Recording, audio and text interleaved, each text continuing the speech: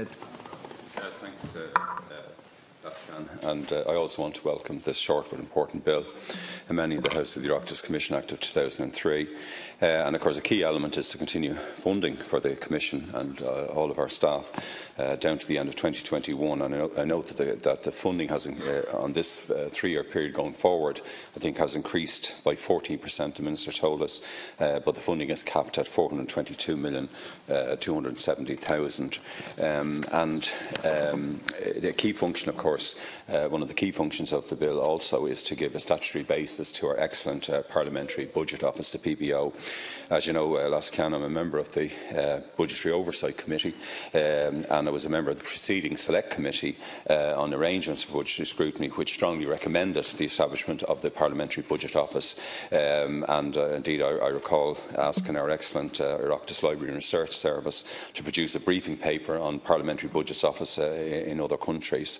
I noticed recently that the House of Commons, in fact, has been in touch with the Budgetary Oversight Committee to look at the possibility of establishing a Budget Oversight Committee in the House of Commons.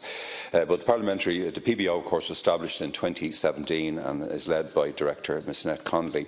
And I believe that the creation of the committee and the Parliamentary Budget Office, they'll be remembered among the best achievements, I think, of the 32nd Dáil.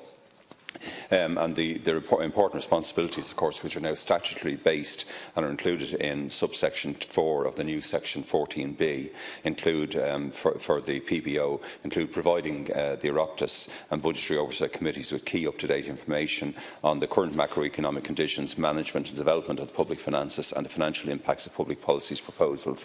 And already, of course, Lascan, visitors to Dáil Éireann and the Dáil Library, they'll be struck, I think, by the number of important briefing papers which have been produced by Ms Connolly and her Parliamentary Budget Office. Indeed, recently we've been reading the PBO's briefing paper number 16 on the Supplementary Estimates 2018, which of course were included in the bill the House has just examined, the Appropriations Bill. Of course, the PBO also prepares very important notes for deputies on aspects of state expenditure and government fiscal management. And one of the key pieces of work they've done for us recently, Minister, is of course on the health budget and looking at the differences between the forecasted expenditure and the expenditure that we're actually making, and which we've just passed here in the House a few minutes ago. One of my own outstanding fiscal concerns, of course, has been the lack of transparency and accountability around tax expenditures. And when I questioned Taoiseach Varadkar there a month or so ago about tax expenditures, of course, I was able to rely greatly on the work done by the PBO. So it's really helpful, and it's good to see it on a statutory basis, Minister. And Section 6 equally so for the establishment on a statutory basis of the Office of Parliamentary Legal Advisers, the OPLA, under the new Section 14C, and of course given a similar status as the PBO. And it lays out, of course, again the role of advices to the Commission, the CAN, and yourself and Lascan, the chairperson of Seanad Éireann, and to the members of the Dáil and Seanad, and of course to Oireachtas Committee, but most importantly to help us to draft bills. Like many other deputies, I've used the services of the OPLA and recently received very important assistance in drafting a short bill to amend Bunreacht na hÉireann to give everybody in Ireland the right to housing and to a permanent home.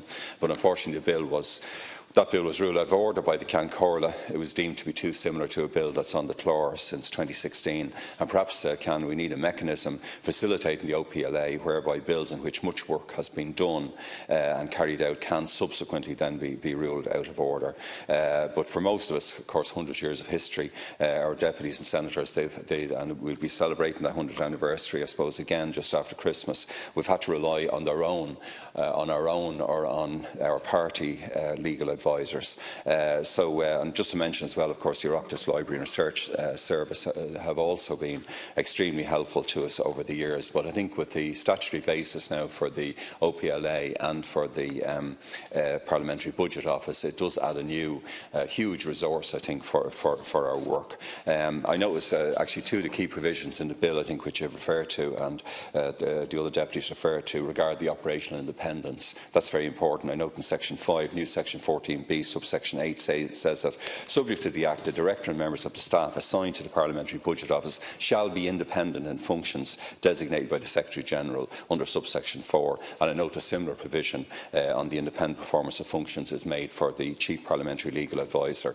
and for Commission staff, of course, assigned to the OPLA. So again, I'd like to warmly welcome this bill and the provision of these on a statutory basis of two important offices so that our Commission staff can help us to do the job we were elected for. Thanks, Ken. Yeah, I think I'm right in